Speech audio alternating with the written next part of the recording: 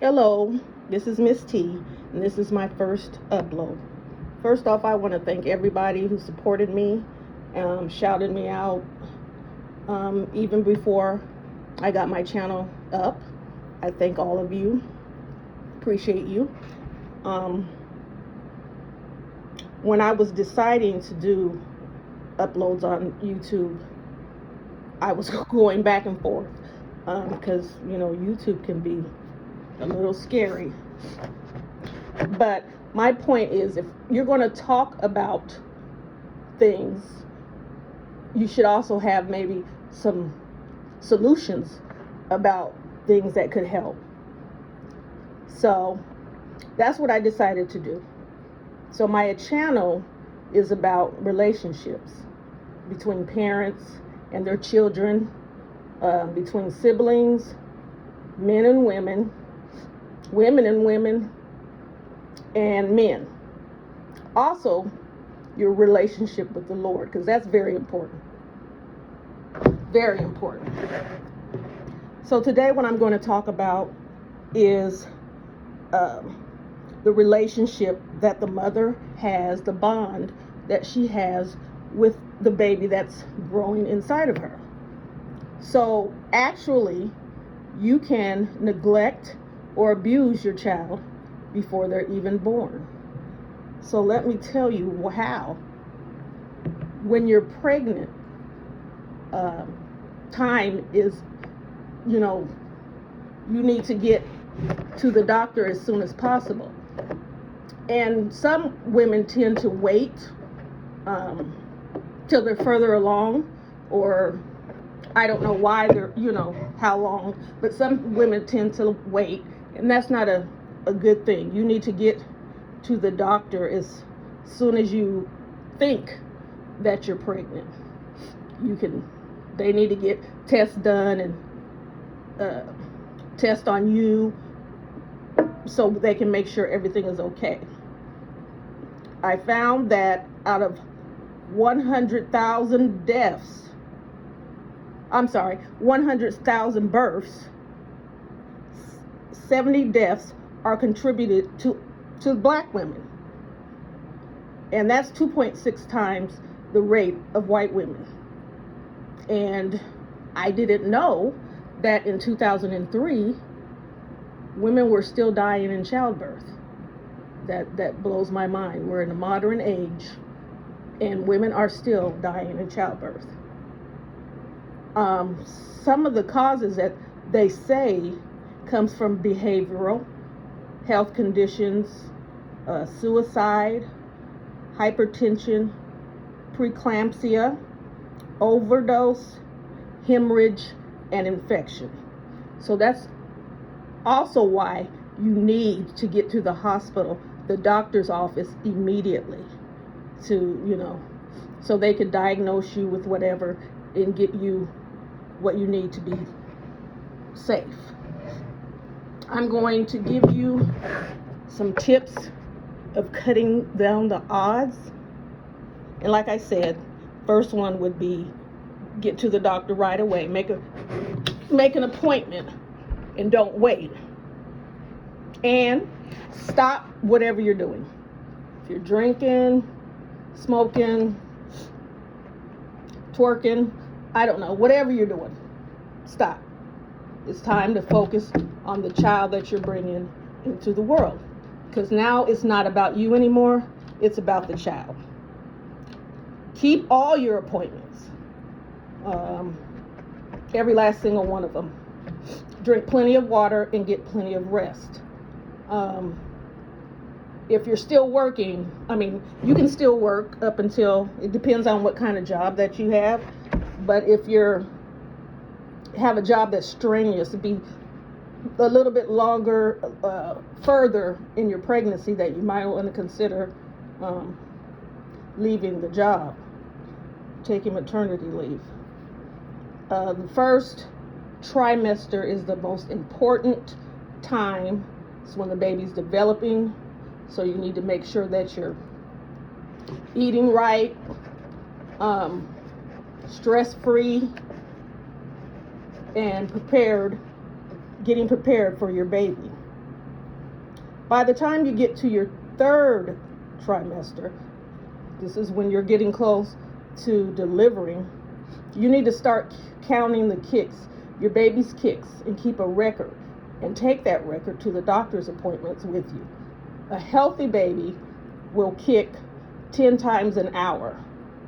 So once you start, and they start going on a roll 10 times every hour each day, you'll know there might be something wrong if they only kick 7 times an hour, or even lower than that.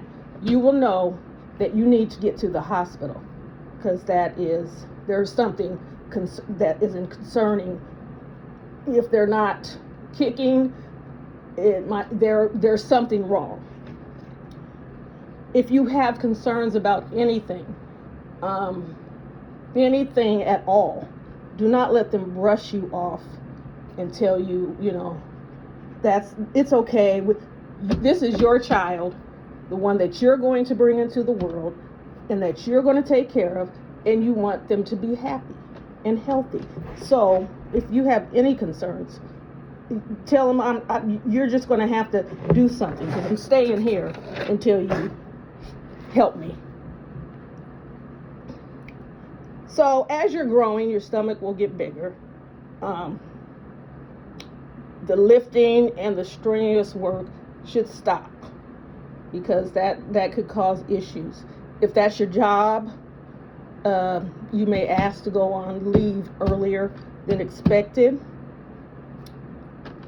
But that this is for the health of your child. Get everything in order. Make sure you have a car seat, baby bed, or anything else that you need. I know a lot of women sleep with their babies in the bed with them, but they've also found out that by accident they're rolling over on the baby. Now, I'm not saying not to do this, but take precaution. If you're going to have your baby in the bed, make a boundary, set up something so that tragic thing doesn't happen to you. Otherwise, put them in the bed. Make sure you get them to bed at the same time. I know people like to sit and hold the babies. They smell so good and they're so cute, and you want to hold them, but you need to get them in a routine, because if they're not in one, you're not in one. And if you're tired and sleepy, you're going to be upset and groggy, and then it's not going to go well. That's when, mixed with that, postpartum stress can come, and that's not good. It can trigger other things. And before I continue, I wanted to say, when you're naming your child, you need to think about that child is going to grow up. So whatever you name them is going to follow them. They need their name for job applications, college applications, just about everything. That name is important. So naming your kids Champagne and Lingerie or Felon, now those are cute, but maybe you can compromise. You can find something else and use that as a middle name or a nickname, because we're not thinking, ahead. I'm just going to name my baby this because whatever, but we need to think ahead.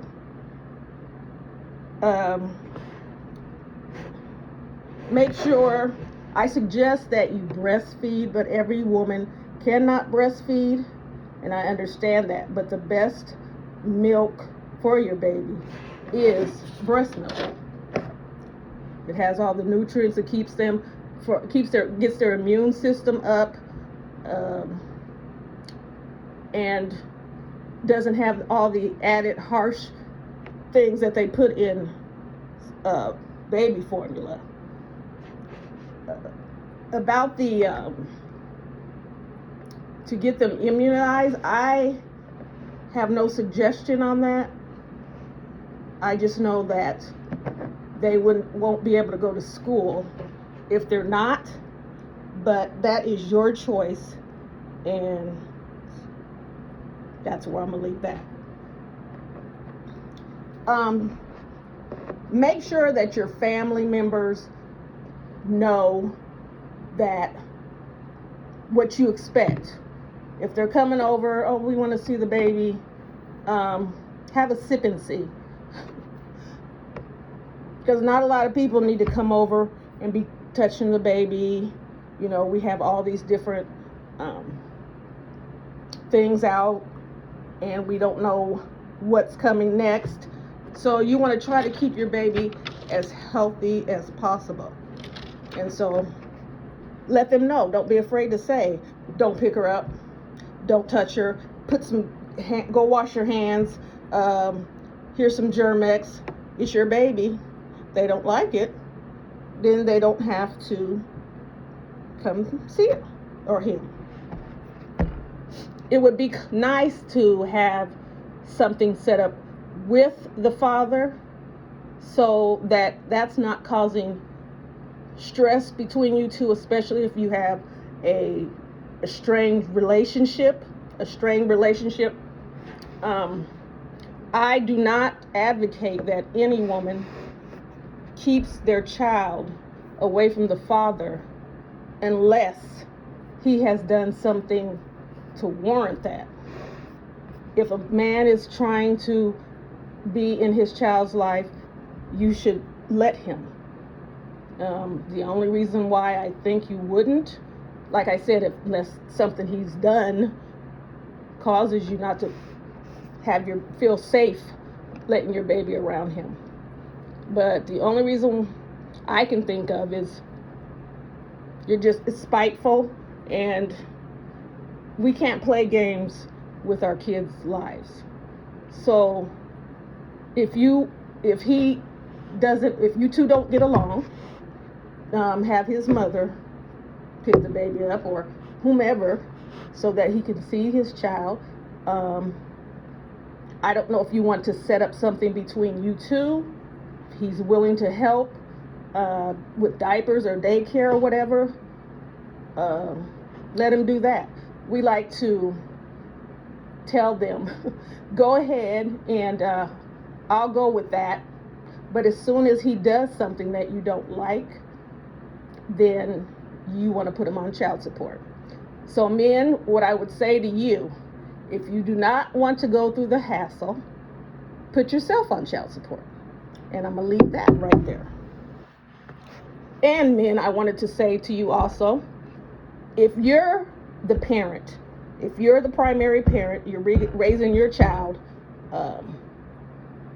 and you're dating a woman, if there's signs, if she's not treating your child like they should be treated, or treating your child like she treats her child. So if she combs her daughter's hair, your daughter's hair should be combed. That's not a big deal, but it's a big deal in showing the character of your girlfriend. And no, don't take your daughter to your homegirl's house and let her do her hair. You tell her it's time for her to get out. And if you're living with her, move out. She has no desire to be a mother figure to your child, and that can cause stress on the child. Kids know when people don't, treat them fair, and you want your child to grow up happy and healthy.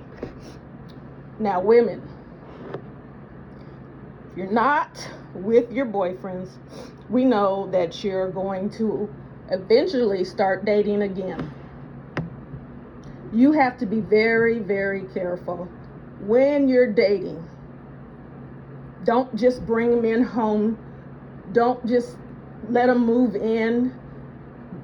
You don't know these people, And even though they talk good game, you think he's the one for you, you don't really know him.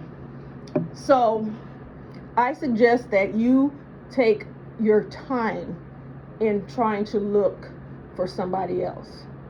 Because right now, like I said, it's your child that should be more concerned with their health, and that they're being raised and they're being safe, that you're keeping them safe. And so when you're dealing with dating, you can't really tell, because they'll be nice or bring candy or pizza or whatever until they get in the door, and then you'll see the real them when they're there. So I just suggest that you take a really slow time in learning, getting into another relationship.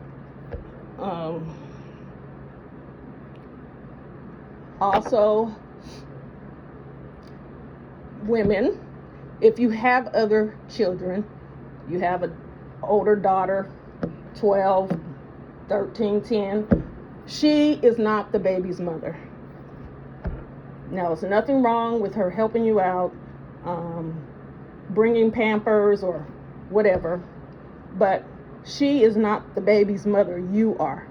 So putting so much responsibility on her for the baby that you delivered, there's going to be some animosity. That's going to make siblings have issues.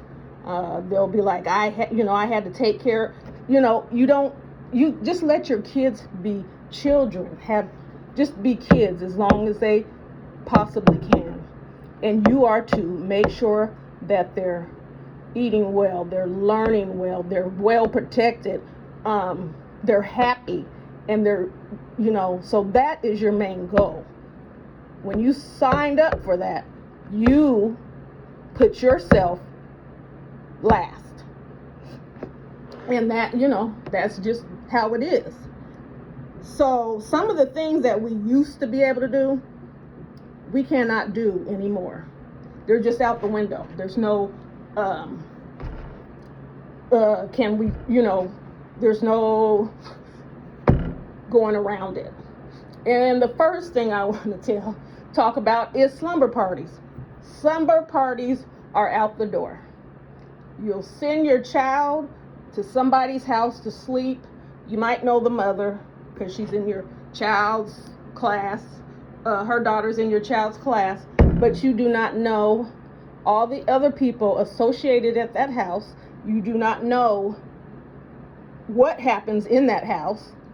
So you do not send your child to that house. So slumber parties are definitely a no-no. I don't care if it's your cousin's child. I don't care if it's whomever. You need to protect that child. And that's for girls or boys. That is the number one traumatic experience that is happening, but you can prevent it.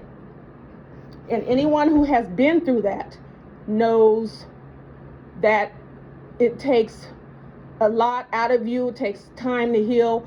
You can just fall into other things. So you don't want your child to have to go through that. So I would definitely not suggest any sleepovers or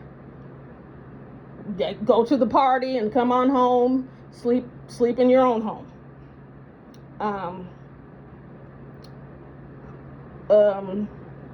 I also think that you should, since you're the parent, whatever they learn, whatever they're watching on TV, you should be in control of. Kids only learn what they see. So if you're not letting your child sit in front of the TV watching YouTube or gangster rap, they're not going to know that.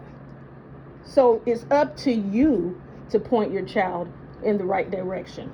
There's games that teach them how to read. There's games that teach them a lot of things. So I suggest that those are the things that you put in your child's life. You keep it consistent. Get your child in some kind of maybe drama or piano, or get your son in football or boxing or something like that, because young little boys need some kind of outlet when they're angry. And boxing and football is a contact sport. They get to knock people over or punch a bag. And so I suggest that's what you get your kids into. Might be an inconvenience for you because you have to run here and run there, but in the long run, it's helping your child, the child that you brought into the world and that you're responsible for. Do not talk bad about the child's father to the child.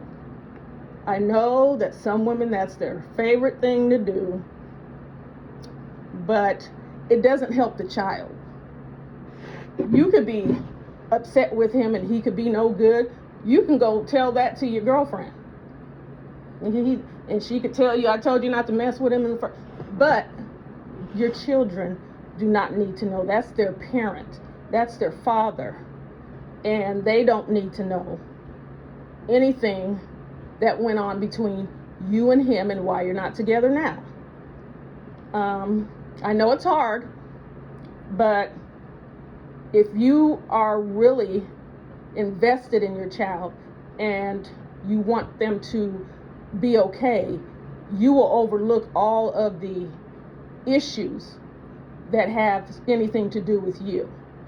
I remember one time my daughter's father called and said, I don't have any money to buy her a birthday present. And he said, would you buy one and say it's from me? I said, sure, because I was thinking about my child. She would love to hear that she got a birthday present from her father. What would it help her if I said no, and then I went and told her, look, he didn't buy you no, I bought all, how would that help her? It really wouldn't help me either. So I just think we just need to be grown up about, if we're going to be raising kids, we need to be more grown up than we're acting. And you don't want to hurt your child, so you're going to have to try to be on your best behavior. Don't let other people tell you what you should do. Like, we don't like him, so don't let them tell you what you should do with your child. I wanted to stop right here because I was going to go on to the older children. It can deal with youngers. You have to make sure they're happy, but you also need to make sure that you're in control of the house and what you say they need to do. We have too many kids out here talking back to the parents, disrespecting their parents. I don't know where this came from, because I know when I was little, we couldn't even, we better go in the room and put the pillow over our face and say what we had to say. Dare not have them hear you say nothing. Get slapped if she thought you were rolling your eyes behind her back. These kids don't feel any fear. And the fear comes from respect. You don't have to fear your parents because they beat you to death or do whatever. You fear them because of respect. So I know that the government said not to beat your child, and they use that, you can't touch me, but the government is not taking care of you. So if you choose, everything doesn't warrant a whooping, but there are some things that do. There's some things that just putting them in the corner or grounding them is not going to work. You need to have control of your house, and you need to keep that control.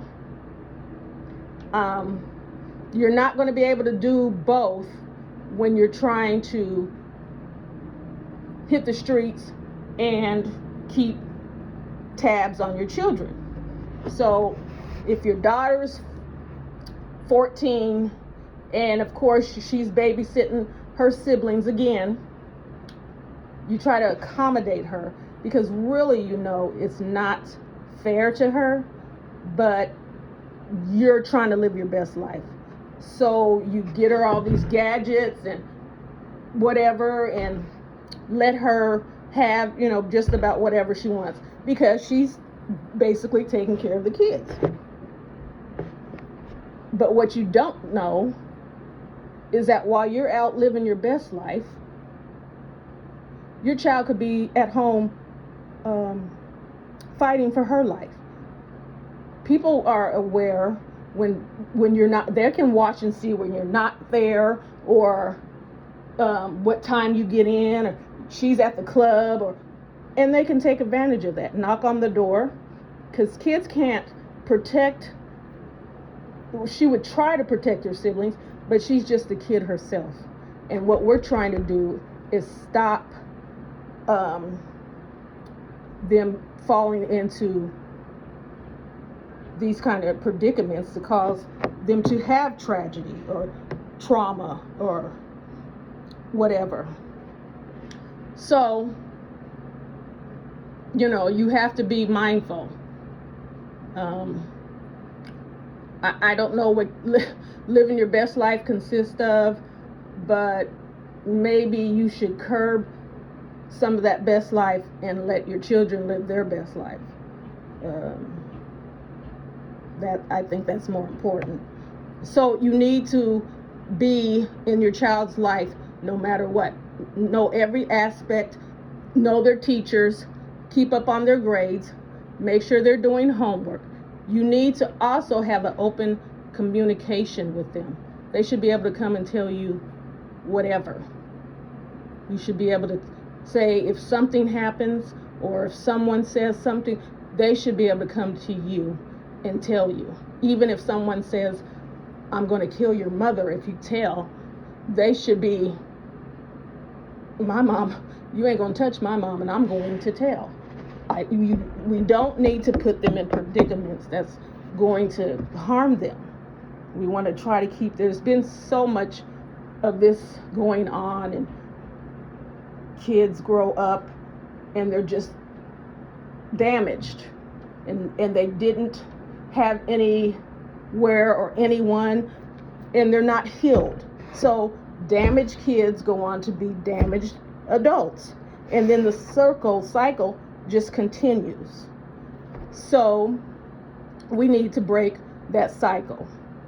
And if anyone else has some suggestions, you can bring them to me. I would be happy to let them out in the forefront. We all need to stick together to change what has been going on. Just that I'm just passionate about women and children. First of all, I am a woman, and when I was a child, I've gone through all of this, and I didn't think that it affected me, because I'm strong. I don't let anything affect me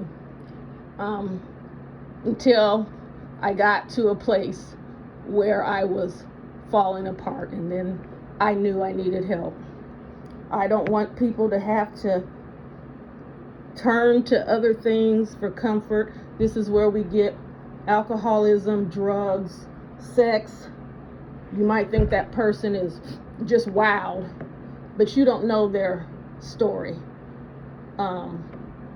And I think if we cared and not just treated them like they were outcasts, they would be able to open up and then get help.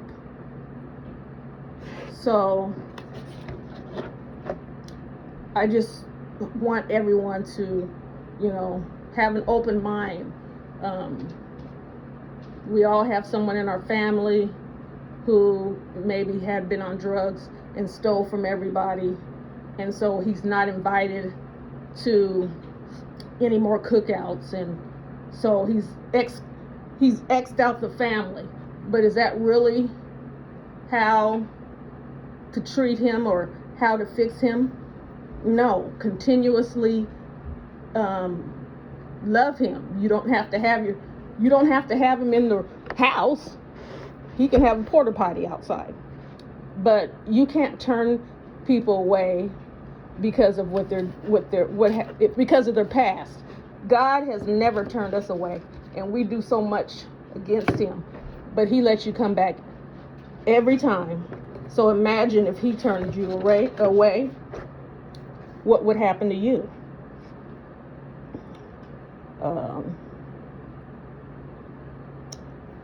Parents, ladies, ramen noodles is not a meal. It could be a snack. You can add vegetables to it or whatever, but I get so upset when I see big bowls in front of these little kids and they're eating ramen noodles. That's not a meal. So we need to take that out of our vocabulary. Ramen noodles are not good. You need to read the box, find out what they're made of, what nutritional value that it has, and maybe not get those.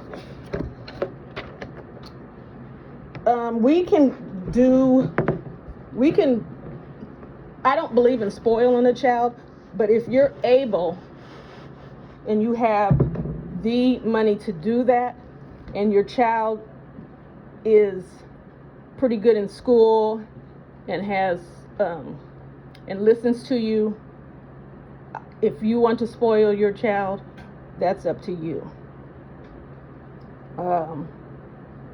But just remember, if you're the ones who like to buy Jordans from the time they're born until the time they grow up, Jordans will go up considerably high as they get older. And are you going to continue to do that? First of all, we're teaching them material things are more important. And we're teaching them you don't have to work for some of those things. They're going to be given to you. I personally believe school should have uniforms and everyone has to wear the same thing. So no one knows what economics, where you come from, if your family's rich or whatever. You're all clumped together. Nobody knows anything. Because children will be bullied and talked about out there in the world. So it's not the most important. One of the important things is that he's not getting that at home.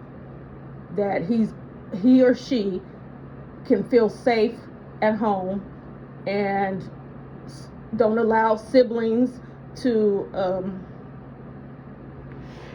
bully them, and you don't say things that are negative to your child. Always let them know that they are smart. Let your daughters know that they are beautiful. Some of the things that disturbed me were some of these little girls that were saying they were ugly, and it tended to be the dark-skinned ones. And we're going to talk about that on at another time. But always praise your child. And whatever you do, explain it to them. We used to get, why, how can't we? And it's because I said so. It worked for us. But if you can explain to your child why you're saying this, they probably will understand, you know. And kids are smart, and they take in things, and they can, you need to have an open communication with them, because they need to be able to come to tell you whatever they need to tell you. Now, everybody who knows me knows that I don't think teenagers should be dating at all. That would be up to you. If you feel like your teenager is mature enough to date, that's fine. Some of the reasons why I don't think so is because they're immature. They don't really know where they're going in life. They haven't decided what career to pick. They think they're in love, and they're not. This boy can be dominant and abusive, and she's not going to tell you because she knows that you'll make him, stay away from her, or make her stay away from him. So you're putting your teenage daughter, she's making grown-up decisions, and she shouldn't have to. She should be able to be a child. Now, when he turns 18, that's the legal age where they say they're adults, then at least you have them graduated through school. If you guys have an open relationship, you can, explain to them why you want them to go on to further education, or why you want them to do this, or whatever. And her listening to you, or him listening to you, and listening to a teenager who has nothing to offer, they just know that they don't want to be separated from their boyfriend or girlfriend, will be in their ear, in her ear. And I usually mean, I'm going to say her. This will go for young men too, but usually girls that young will be influenced by their boyfriends. So they're just not mature.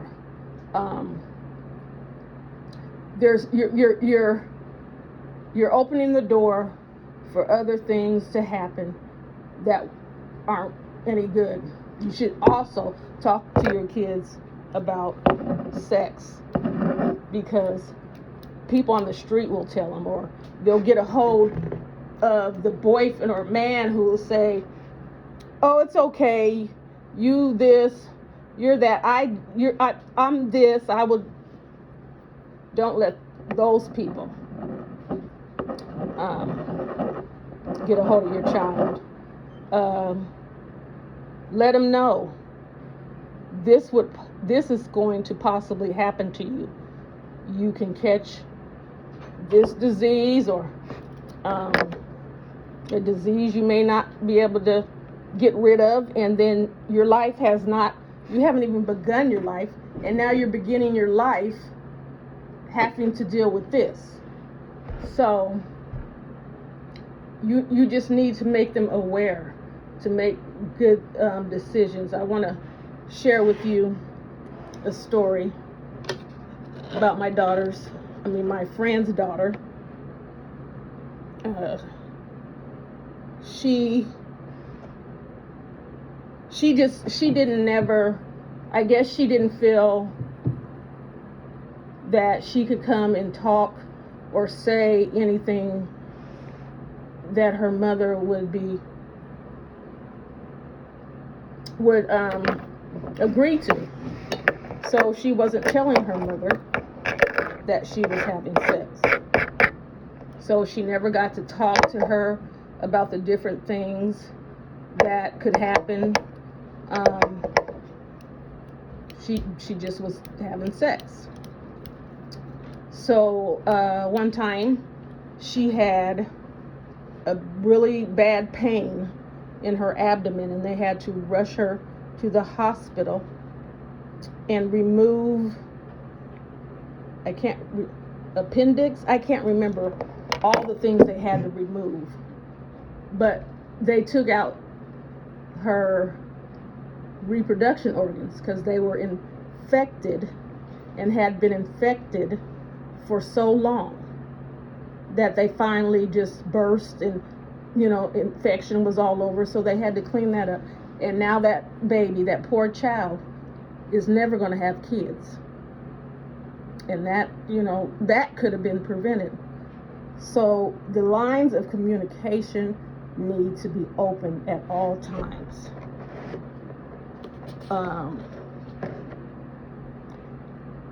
I can't stress the fact that we need to keep the lines open.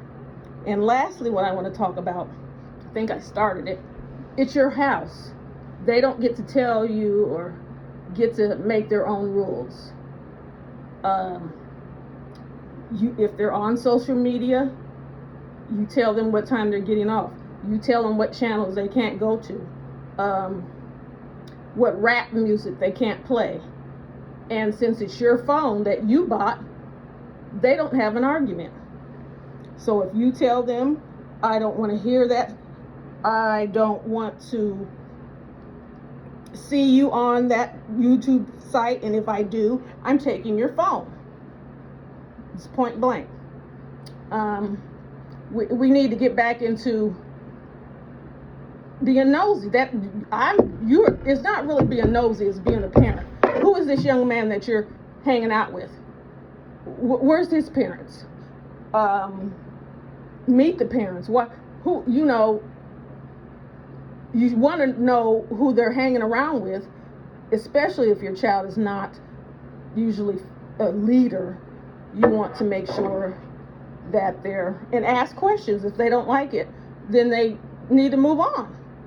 You have to remember, this is your child that you are trying to mold into a citizen, and anything that is going to hurt that, it has to go.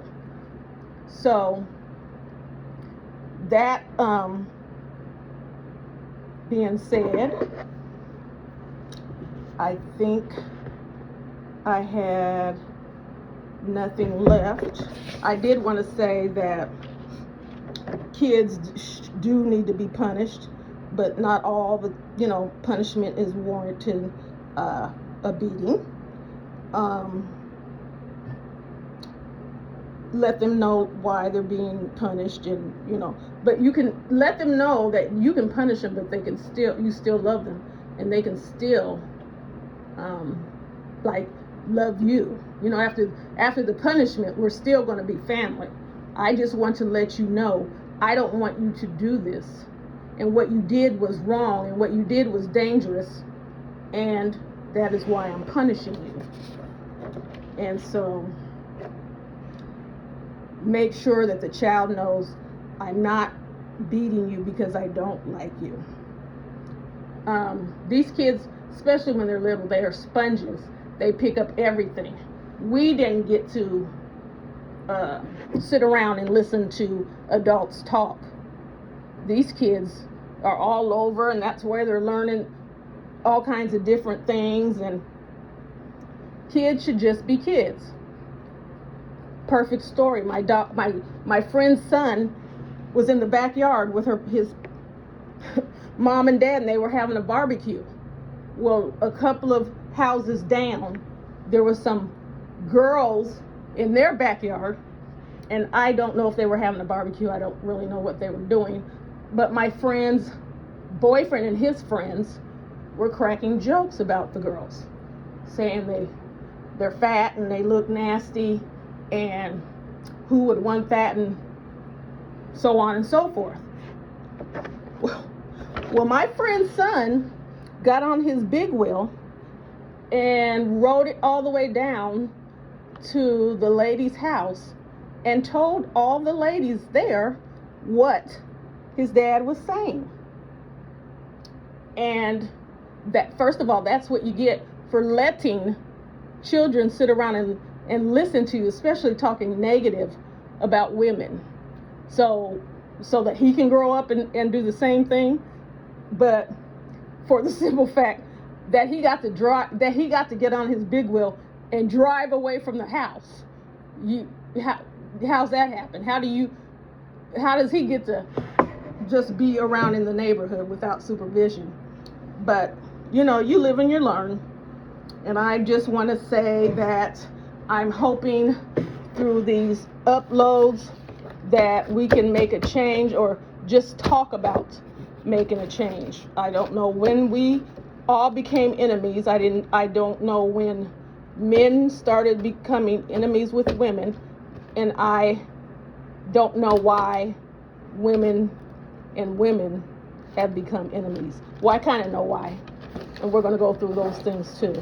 But this channel is to try to address this situation and try to find answers, because it's time to heal and come together.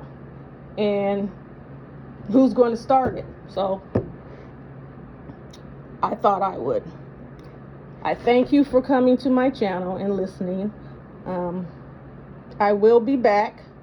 I don't know what day. I'm not going to say what day, but I will be back, and I will be talking about my next topic then. I want everyone to have a blessed day. Be safe. I want you to be kind to one another, and to try and to change something that you personally, just one thing, to change something that you particularly don't like about yourself, that you do. Just work on that. And I want to say thank you, and everyone have a nice day. Bye.